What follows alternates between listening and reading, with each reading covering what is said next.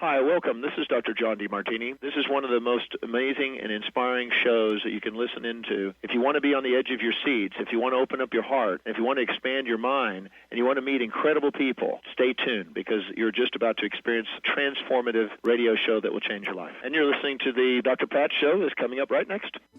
The following audio is via a Skype call.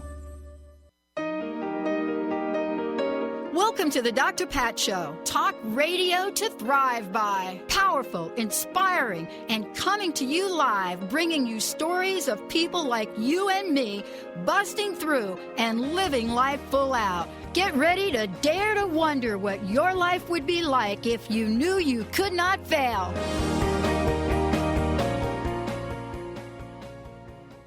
Hey everyone, welcome to the Dr. Pat Show. Welcome to Transformation Talk Radio. It is so great to be connecting with all of you. Thank you for tuning us in and turning us on. It's kind of fun that we get to talk about some things that we don't ordinarily look at in our mainstream pop culture to talk about. But yet at the same time, there's this collective consciousness that goes on. And, when we take a look at what that is, we think about whether or not, many of us do, believe that we really are all connected. But what is it about our journey? What is it about our lives that perhaps we can learn more about, perhaps we can talk more about? Today, we're going to be talking today on the show with Dr. Calleman. But before we do that, Benny, I want to say hi to you. How are you, Mr. B? Hey, doing well, Pat. Thank you for asking. Yeah, beautiful day, sunshine out. Yes. All week long. All week long. Going to have that beautiful day all week long. Not going to be crazy about exceeding any heat records, which folks here really love. That's what I'm talking about. Getting ready for the big 4th of July event that many people take off, celebration. And if you live in the Pacific Northwest, you actually consider that the first weekend of summer. But I think we're getting a sneak preview. I think we're getting it. Yeah, it's been a nice day so far. So far, right? Mm-hmm. Yeah. So for those of you out there, if you get a minute to just check it out, breathe that in outside, take a look at the beauty that surrounds your life. And it doesn't matter whether you live here or you're listening from another part of the world or another part of the United States. Just take a minute to breathe. Just take a minute to just breathe. As we talked about in the last show, take a minute to exhale. Today, we get to have a conversation about the global mind and the rise of civilization, the quantum evolution of consciousness, the quantum evolution of consciousness. And, what is consciousness? Let's start out with that conversation. What is consciousness?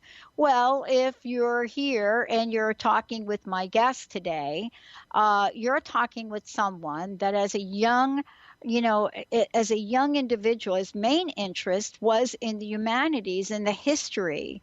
The first phase of his scientific career was training and practice as a natural scientist. And we're going to hear a little bit about that. But, what is it about science now that has intrigued so many people? But how do we connect the science of things with the events in life? Or, as I love to talk about, the events in history. And, for some people, it's about exploring what the journey might have been like. But how about if you've heard about the Mayans and what they discovered and the Mayan calendar? What is it about consciousness and the Mayans as a people that have grabbed on and gotten the attention of so many people in the world? But how can we look at whether it is back in the elders of time or look at a modern day Mayan elder? How do we look at the messages of the world and see whether or not you believe it applies to the time we're living in? So today we get to talk about the global mind and the rise of civilization. And what does that mean to those of us today? Carl, it's great to have you here. Welcome to the show. Thank you so much. I'm very happy to be on your show. Well, let's talk about this. There are many people that heard about the Mayan calendar, heard about, well, this civilization of people, but we know very little about it. Many of us know very little about it. But for you, this has become a lifelong journey. What is it about this journey and looking at the evolution of this that caught your attention? Yeah, it really has been a lifelong journey, and I've looked upon it as like a lifelong mission to try to make sense of this and to spread whatever I thought has made sense. For me, it all began when I was 29 years old and did a backpacking trip down to Mexico and Guatemala, and just had a very deep sense that this was my purpose of life that I encountered there. And I encountered that purpose of life by simply being very intrigued by the kind of calendar system that I then learned for the first time, really, that people in ancient Mexico and especially the Maya had once had. Most calendar systems, I should say all calendar systems in the rest of the world, is basically based on some kind of astronomical cycles. And it could be the rotation of the moon around the Earth or the Earth around the sun, and then you count days and so forth. Mm-hmm. That creates a certain understanding of time, which is basically measurable time. But the Maya had something different, I would say fundamentally different, and that was very intriguing to me, because when I came there, I saw that the specific days, any days, had some kind of association with spiritual qualities. There could be glyphs, there could be numbers, and there could be deities, gods that were associated with different time periods. So that was intriguing to me. I mean, I could, of course, like most archaeologists had said, that there is no truth to it. But I had this deep sense that they knew something here, that they had an understanding of time as a spiritual phenomena, a phenomenon, where it's not just about measuring who's the fastest or things like that, but trying to grasp what is the quality of time for a specific time period. And much later, after a long time after that particular trip, I decided to really go deep into this and learn from other people who had some kind of a basic knowledge of the Mayan calendar, and see how did these spiritual qualities fit with the time periods of history, really. And then a tremendous amount of things open up, a whole worldview where you can understand what is happening in the world. At least I have felt so. So based on the kind of qualities of time that Maya described. And time becomes another kind of a thing. It becomes a spiritually, divinely informed phenomenon, rather than just something to measure or something like that. Yeah. So that's how my journey started. Yeah. I find it fascinating that we are fascinated with the civilization of people. Yeah. Yeah. Don't you? But I don't think there are any mistakes. I mean, No. I think when we look around the world, Carl, right, and we look at the people that have left things behind, where we can really point to and say, wait a minute, there is a message here. I'm often fascinated by civilizations that may have been here that had messages that weren't able to leave things behind that are visible to the eye. But we look at these infrastructures around the world. Now, the Mayans, we are especially interested in sort of the blueprint of sorts that we may think it provides us with. Mm-hmm. What do you think when you're looking at, the human mind, and we're looking at consciousness, and yet we see the structures that the Mayans have built, which some people think are quite linear, right? Yeah. Yeah. And so, what is it that we look at when we look at the Mayan culture? What is Mm-hmm. it that we look at that Yeah. has this multidimensional, almost holographic messaging to us? Yeah. That's a good question. I think, Yeah. in one sense, you might say this is a fairly small civilization. They were maybe 5-10 million people, and that's about the number of people today that you would say really called Maya. And so it's quite remarkable that particular culture has had this special role.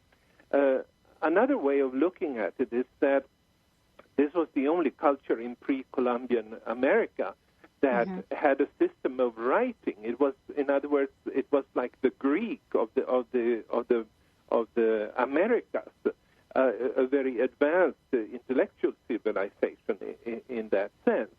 And even if people may not have gone deeply into what the Mayan calendar is, I think there is a widespread sense that there is the truth there about time and consciousness and the evolution of the mind.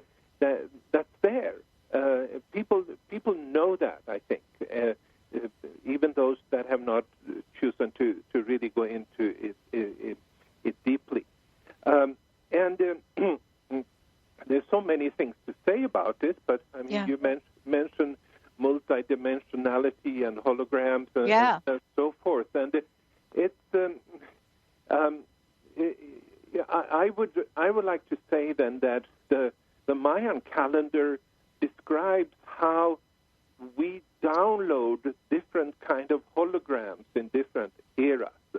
That's why they were able to associate certain time periods with certain spiritual qualities and so forth. Because what happens is that from the center of the universe, from the tree of life, as the Maya would call it, and many other ancient cultures as well, it's being broadcast, in my view, holograms all over the universe. And when there are certain shifts in this broadcasting, our frequencies change, and we download a new hologram.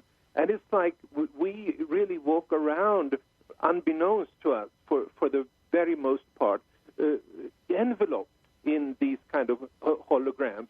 And those holograms, they guide us to see the world through certain filters, so to speak. The hologram that we download, it provides us with a filter. And when we download this kind of a filter, we start to see the world in a certain way, we approach it in certain ways, and we recreate a world in accordance with that hologram. And in this kind of a mechanism, I would say, is why there is certain qualities, certain civilizational attributes that are coming up in certain time periods. It all is about changing holograms emitted from the center of the universe that we, unbeknownst to ourselves, are downloading. And this is what drives our civilization forward. And this is what is behind the ups and downs of the rise and fall of civilizations. These holograms, you might say, go up, out and down. So hidden in this, you might say, is a cosmic plan, a destiny of humanity, really, because in principle we may know what these different holograms are, and we can, to some extent, we can also learn how to download them and so forth. It's a little bit complex because there are many different levels of these waves that is broadcast from the center of the universe, and that creates the multi-dimensionality. But it's also possible, I would say, and in this book I've tried to sort of present it in a way that is graspable and simple, that there is a big I would say, are Yeah. no-nos. Yeah. One of the things I was fascinated by is, and of course I'm familiar with your work, but many of the folks are not. When I look at I go back and I look at some of the articles you wrote in 2011, and so forth and so on, and you talk about these waves. I cannot help but be fascinated by looking at some of the things that you are revealing in your work and some of the events that are happening in the world. So, for example, here we sit today, me and you, and we're having a conversation several days after the events in the UK.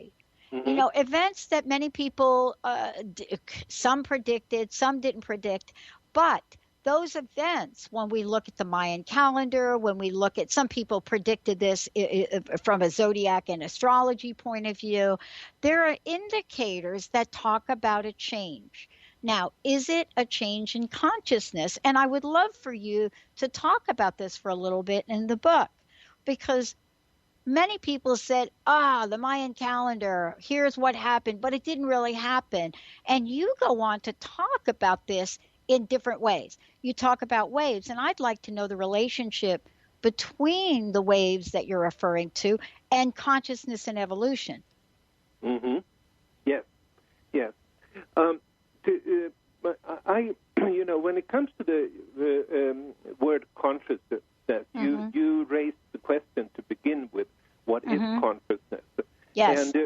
And I saw somebody who had presented 70 different definitions of consciousness. And I often, I happen to have books out where in the title it says consciousness, but sometimes it's actually the publisher that has chosen that title because they know that. And I walk around often asking people, what is consciousness? Because I don't use that term too much in my work because I think it's so multifaceted and people have so many different. But what I use instead is the mind, which is a little bit different kind of a thing. If anything, I like to say that the mind is something that separates, and consciousness is more like a unified field, unified perception of everything, whereas the mind is what we use to analyze and separate and so forth. And so that's the mind is then what I really try to associate with the Mayan calendar system. And the book, this Global Mind and the Rise of Civilization, it really starts with providing a new kind of an explanation to why civilizations arose on this planet. And I'm sure they have arisen on many other planets as well. But my basic explanation would be that at a certain point in time, at the beginning of the so-called long count of the Maya, which is basically 5,100 years ago, there was a download of a new mind, a mind that had not existed before.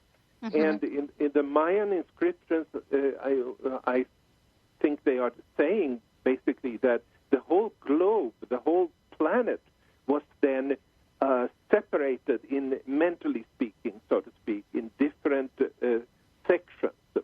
And as a result of that, once you start civilization and the builds on the mind of being able to separate things. You can't make metals unless you can separate them from ores, and you can't separate metals from ores unless you have a mind that tells you that these things can be separated. So the mind is not, in my view, necessarily a good thing. I understand when people in India basically think that the mind is a bad thing. That's what prevents spiritual enlightenment and so forth. I think that's a valid point.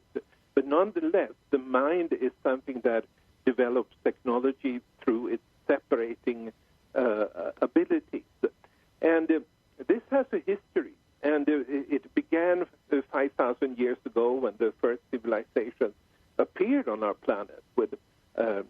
Egypt and the Sumer and the Indus Valley. And then it's gone on for a long time. And in many of these waves, we have now recently passed 13 steps, which is really a sort of a holy number among the Maya, and especially this long count that started civilization 5,100 years ago. That has also completed, you might say, 13 steps. And I think what we're seeing now, for instance, in the Brexit event in England, ultimately is sort of it's a little bit coming out of a completion of a long phase of civilization, and there is a mental shift going on at the current time, and it can have good sides and it can have bad sides. I think I see that rationality is to some extent going out. But then again, many people would say, well, rationality and the mind is really what prevents the heart from flourishing and spiritual enlightenment and so forth. And I think that's a valid. I think that's valid as well. I think we should realize that we a long phase of the evolution of civilization has come to a shift, if nothing else, and we will have to deal with the world in a somewhat different way than we've been doing previously. Well, one of the things I love about this, and I didn't say this before, but when we're looking at people in the world, here's something I'm fascinated by. We look at different parts of the world. Now, Carl, you went to the University of Stockholm, right? And you were raised in Sweden, correct? Yes. Okay, so this is me. I love what I do, but I also like details. And I remember looking at an interesting study not too long ago, and I said to myself, I'm looking at the books that are being written about consciousness. I'm looking about books that are being written about change and transformation. And I started to really look, and I'm even looking at some things that are in film, right? Some of the more creative things. So there was a study that was done, I think it was 2011, and it looked at, what are the top most creative countries in the world. And number one is Sweden. But what I'm really struck by is not only is number one Sweden, but when you look at the list, right, and you go through the top 10 and you look at Sweden, then you're looking at Finland, number 3, Denmark, number 4, and so forth and so on. So out of the top 10, what you're looking at the Scandinavian countries. And I was just fascinated by this because, and what does this have to do with the topic today? Well, what it has to do with the topic today, and my question to you when we come back from break is, does it matter for us? Is it nature versus nurture? And what I mean by that is, here we are talking about a culture, and there are other cultures like this, that apparently were tapping into something, right? But what was it about them that created the setup for today's conversation? Was it nature? Was it nurture? Now, clearly, when I see a research report that talks about the most creative countries in the world, and we have the entire Scandinavian aspect of this, as we like to refer to you all, as popping up in the top 10, somebody would think, wait a minute, is there something we can learn from you all? That's my question when we come back.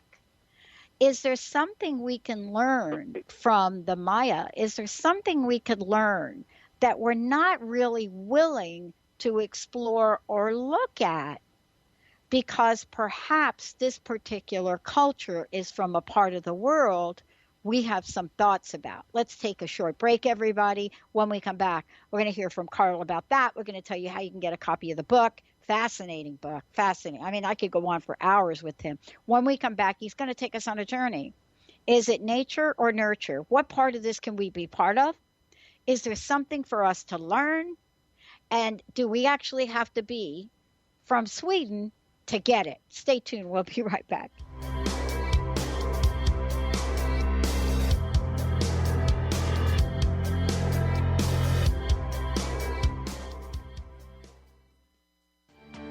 Hi, this is Leslie Fontaine. Have you ever tried to just shift your present moment experience? Do it now. Just move your energy in a direction and watch what happens.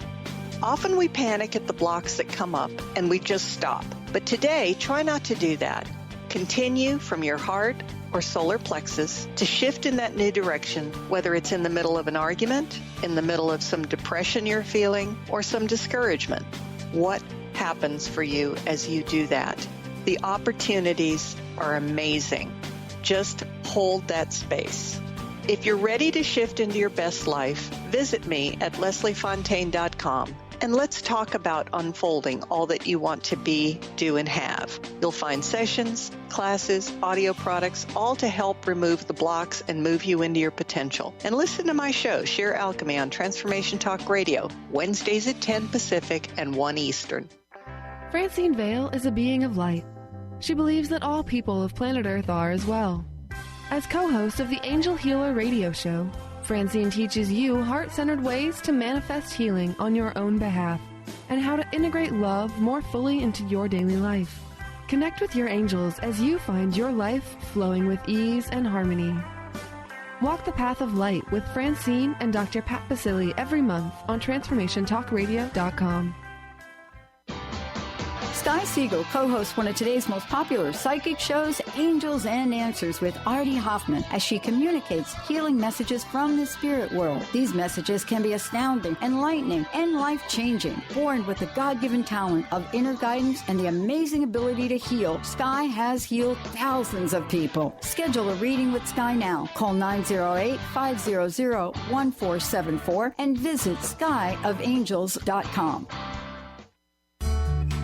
Have you ever tried to make lifestyle changes but had difficulty following through? Imagine what it would be like to get up each morning with energy, clarity, and motivation to tackle the day. If you want to get past limiting barriers that are preventing you from living your best life, join holistic health and wellness coach T. Carrie Mitchell each month on the Dr. Pat Show. Or visit lifestyle120.com today and start to receive the personal attention you deserve.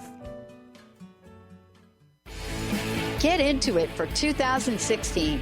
Do you want more prosperity, clarity, energy, and balance in your life? Join Lynn Brown now for one of her amazing workshops, each focusing on a key part of living your best life. For more information and to register for one of these amazing workshops, visit lynnbrownevent.com. That's lynnbrownevent.com. And get into it this 2016 with Lynn Brown.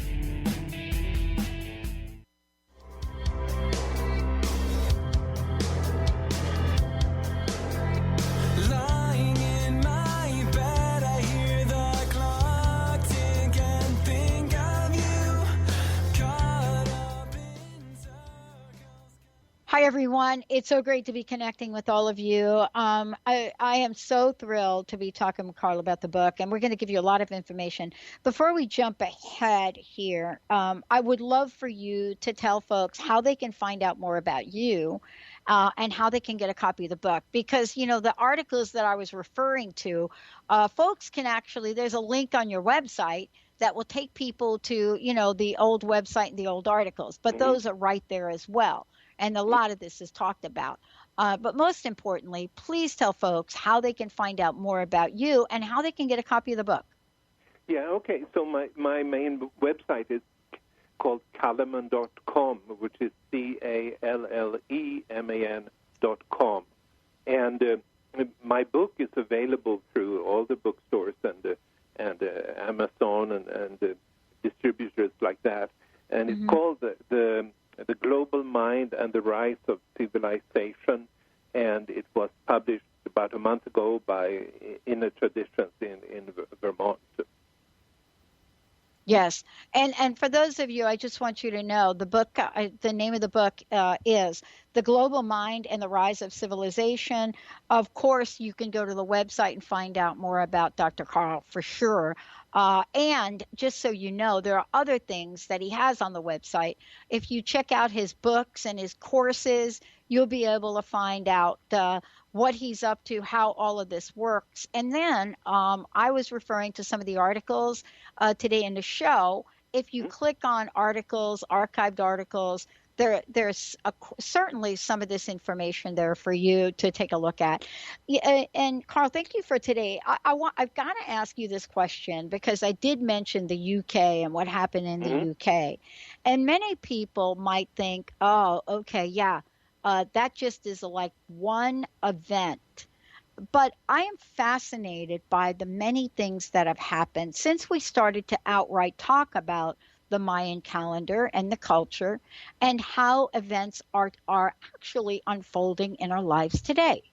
Now, I don't know if there's any connection at all, but I'd love to hear your thoughts on this global mind and the rise of civilization and what just happened in the UK. Is there anything that you can connect the dots to, or perhaps there really isn't much of a relationship?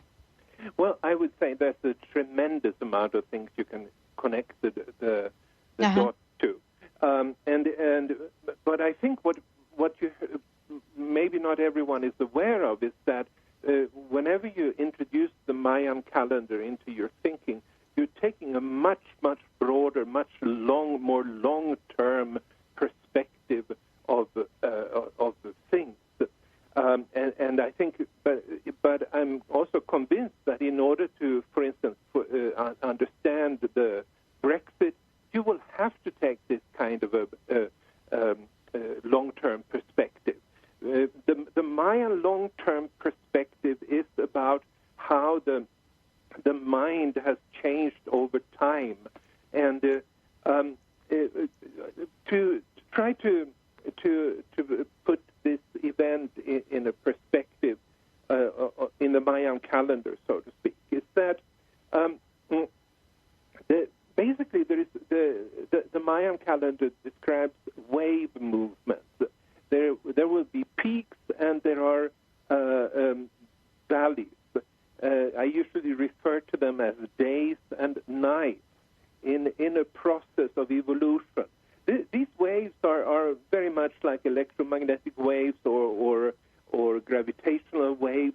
They go up and down. They are reflecting cosmic vibrations, you might say. And now, only a few years ago, one of these peaks came to an end in 2011. And that particular peak had began in 1617. In other words, this kind of a peak lasted for almost 400 years. And that peak was a peak that has, in many respects, been driving the scientific thinking. It's been a peak that has favored Western countries in the world. So what happened at that time, or maybe 10 years before the beginning of this peak, was that the crowns of England, Scotland, and Ireland were unified under one king. This is what now we talk about as the United Kingdom. Yeah. And before the United Kingdom was unified like that, England wasn't a world power. It was just another European power, you might say. And at that point, I actually write about this in my book, it was only at that point that an 8-partitioned flag was started to be used by the Union Jack, in other words, that were beginning to be used by these fleets from the British Isles. And the reason I'm mentioning this is that this kind of an 8-partitioning is something that played a significant role in the Mayan view of how civilization emerged. But anyway, only then this peak began in 1617, and as you know, 3 years later in 1620, the first British land-based colony was formed in Massachusetts in 1620, and then this became the beginning of a build-up of the British Empire. You would talk about the empire where the sun would never set. You know, maybe a quarter of the world's population would live under British rule, and India, Australia, Canada, the 13 states, and etc., etc. England became, as this peak continued, England became more and more powerful until it started to decline maybe 100 years ago, and the United States, which is the offspring of the British Empire, became the world's dominating power, and basically the whole empire was dismantled. Now, in 2011, this peak came to an end, and we're sort of going down. We're not anymore in an energy field of the planet that favors Western dominance. And this issue, I mean, it may seem like it's about England and the European Union, but I would say if you look deeper, it's actually about the breakup of the United Kingdom, and because we come into a new global energy field where this is no longer relevant. And you know, I look upon this as I don't look upon it happily, so to speak. I'm more worried about it than anything else. But I do think this is what is meant to happen, because we're entering an era where the West is not going to dominate the world. Some kind of a balance will have to be found, and this will be a tremendous balance act for many parts of the world. But I would say that this is, you know, I should also say that even if I didn't go out with it publicly, I told people close to me that, yes, they are going to vote to get out, because it's time for the breakup of the, you know, the central, the origin of Western power, you might say, which is the British Isles. And it's something that will have huge repercussions. It's not an event that will be fixed. It's more like something that marks the beginning of a new era that we will have to deal with. Well, I mean, you know, one of the things is when we look at this and we look at some of the things you've written in the book, I want to talk about, you know, this idea of consciousness. And some folks may think, well, wait a minute, consciousness is always about coming together, right? Yes. But sometimes it's not. It's not always about coming together. I mean, isn't it interesting? You and I are talking about a civilization that did not survive, so to speak. Right. But its very existence survived and surpassed probably anything you and I would even be talking about if they were still around. Yeah. No, yeah, I love it that you are seeing this aspect of consciousness. Because, you know, that's why I go around, always have to ask people, what do they mean by consciousness? Some people think it's good. Well, it's not that. It can go either way. It really is the evolution of consciousness. But I do believe that, you know, the plan for the unfolding of the totality of the waves that the Mayan calendar describes, the destiny chart of humanity, I do believe that is meant to take us to a state of much more deepened unity between ourselves. But it's not a straight line there. We will have to go through some things to get there. But I do think that's where things are meant to go. And I honor everyone who does what they can to develop themselves in such a direction that they are able to lift themselves above separations and all these ways that we have as human beings to sort of split up. Our minds tend to split up different groups and different people and judgment and so forth. And I really think that it's not just a dream that the world eventually will be what John Lennon imagined in the song Imagine. I think that's where it's going, and that's really why I'm writing these books. But having said that, I'm so happy that you see these things, that it's not just an easy road that everybody could take. There is something you have. There are things to learn. It's much more complicated if we want to understand this. Yeah. I mean, it's really, for us, it's juxtaposed in a lot of ways. I mean, on the one hand, in the United States, we experienced something that we've never experienced before, to my knowledge, that happened in our own Congress, and that was a coming together of a group of people. Yeah. Then, juxtaposed to that, almost in contrast, is what happened in the UK, although some people would say that too was a coming together of people. But in the process of coming together, there were things that had to be separated and literally deconstructed. Is that what the Mayans believed? From what you could gather, what is the fundamental message that causes your concluding perspectives in the book about this paradigm shift? I would say so.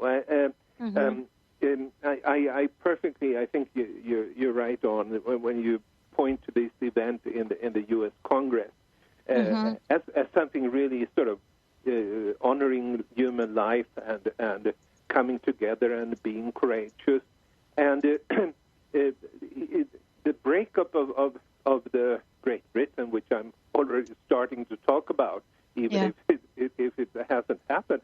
It's the same thing there. You can. I think that the Mayan calendar, or a study of the Mayan calendar, helps people to realize that this too, even though it's a separating event, this too can be a step in the path of unity.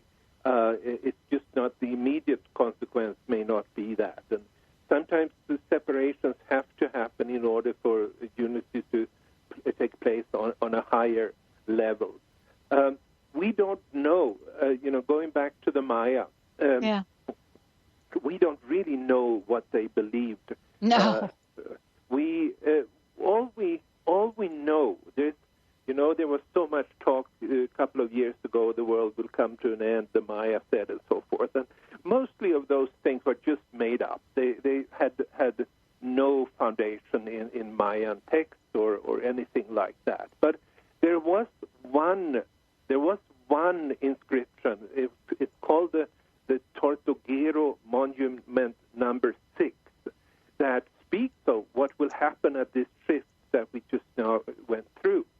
And to not complicate too much, I would say what it says is that at that point all the 9 waves will be active, all the 9 waves of creation. And this is the new situation in the history of the universe. All 9 waves, including the highest wave, the 9th wave, or the highest frequency, that brings a kind of unity perspective to reality. All those will be active. And it creates a new situation for us. It's no longer that, there's another wave to wait for or something like that. Rather, we now have to make our choices as what are we going to resonate with? Is it unity or is it duality? Because different waves are some of them create duality, others create unity, and that our intentions will be absolutely crucial for how we do that. But what the Maya said, and it's still a very important message, is that in 2011, all 9 waves will be accessible. They will be available. And now we're that is the shift in consciousness. It's not like something that happens over a night. It's the beginning of a long process that we are particular point in time. And some people will choose this path that, for instance, the people in the American Congress did last week, which is one of honoring human life and based. But not everyone will do so, I think. Yeah, but we're starting to see things like that in various places. Yeah. And I'm really struck by, I want to go back a couple of years if I could, because I also referenced the Nobel. Well, I didn't reference the Nobel Prize, but I'd like to reference it now. But I did reference Sweden. And, one of the things I was really struck by is the I don't really know the language. Some people call them paradoxes. Dr. Carl, some people call them paradoxes. Some other people, really look at them as contrast. Here's what I'm really struck by. I'm really struck by, how it is in the world we live in. There's so much dialogue today about the Muslim culture, and yet we have a woman that made history because she was shot in the head, shot a couple of other places, because she believed in education and believed that for women and was targeted. And I'm referring to Malala Yousafzai, who, of course, did win the Nobel Prize, right? Yep. She didn't win it her first year, I believe, because people were afraid to give it to her, right? I actually think that was the case, but I don't know if that's true. But here we have that. We also have the atrocity in Orlando, which is symbolic in its own way, right? Yeah. Yeah. And yet we have these events. And I'm just curious about what you've been able to connect from the Maya when you're talking about it, or how people can make sense of what's emerging today in the world. I don't believe it's all bad, but the situation looks bad. Like when Malala Yousafzai got shot, that didn't look good. But now we look back and we see the woman that she is, and we're looking at it, wow, there's some symbolism, there's some history in that. What do you make of all of this? Oh, it's many threads going together and so forth. There are certain time periods. I talked about these peaks and waves of the Mayan calendar, and there are certain time periods that have favored the Christianity, basically, and there are other time periods that have favored Islam. And we are now going into one that, in the past, has favored Islam. That doesn't mean that it has to, it's just in other words, it's just a minority who are these crazy terrorists. But overall, there is a change going on, an underlying change in the field of the planet that does support Islam at the current time. And it's what shall I say? It doesn't, I think, first of all, it's very, very few people that have taken this sort of a road of terrorism in different ways. Yeah, exactly. Ultimately, I think that comes out of a disconnect from the divine source. And I think it's people that are just, they have downloaded a very dark hologram, I would say, in this particular case, from which, where life, their own life and other people's life really no longer matters. And, I think I can explain that, but I don't know even if it is meaningful to do so. But what more I like to say as a message from this is that a shift is going on a global scale, I think, and it won't be as it's been in the past that it's the West that dominates everything and so forth. The balance is coming on now. Personally, I might be worried about certain aspects of what is going on then in the Eastern Hemisphere, but it's happening, whether we like it or not. And the point is, however, that, as I mentioned, all 9 waves are now active. And even if very few people have developed this kind of a resonance with the unity of the 9th wave, that is really the future. That resonance with unity consciousness being possible really for the first time, that will allow humanity to transcend the past and transcend the conflicts of the past. It's just that it won't, it's not happening overnight. Yeah. And sometimes I hear people are asking me, do you see any kind of sign of this 9 wave? Well, one clear sign that I think is the current Pope. Yes.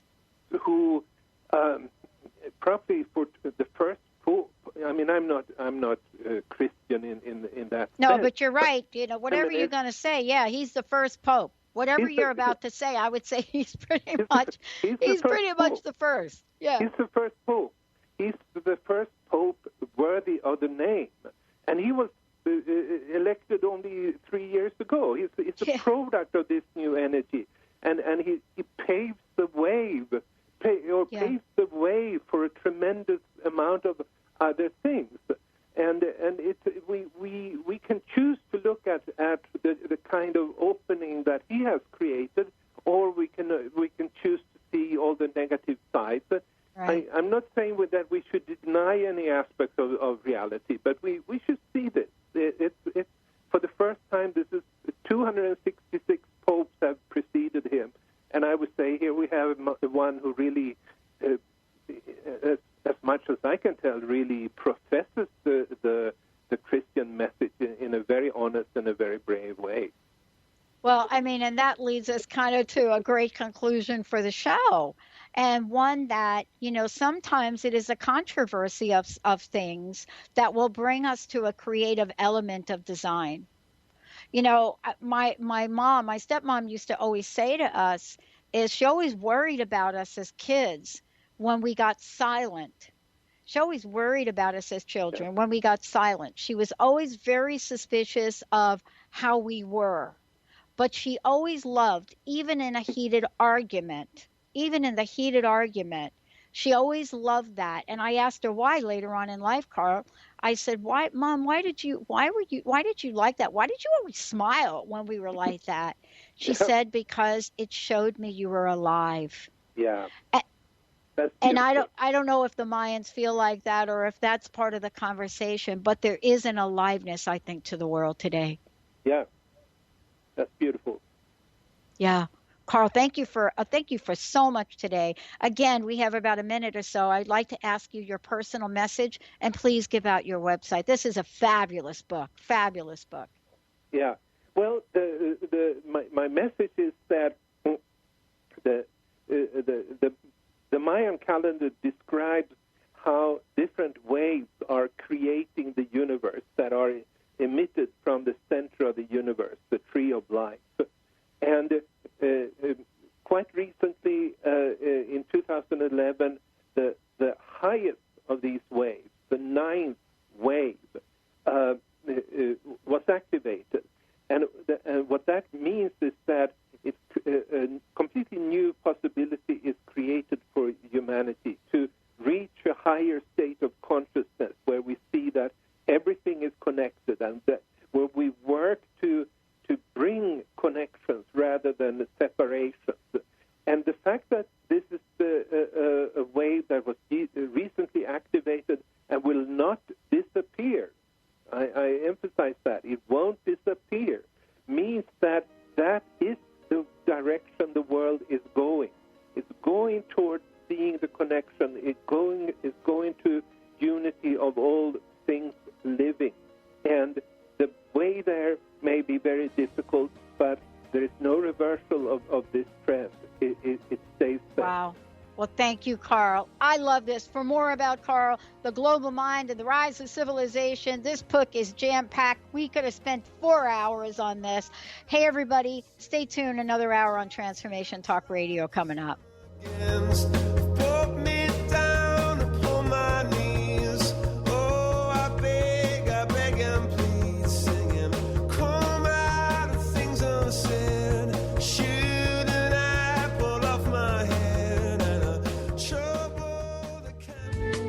Preceding audio was via a Skype call.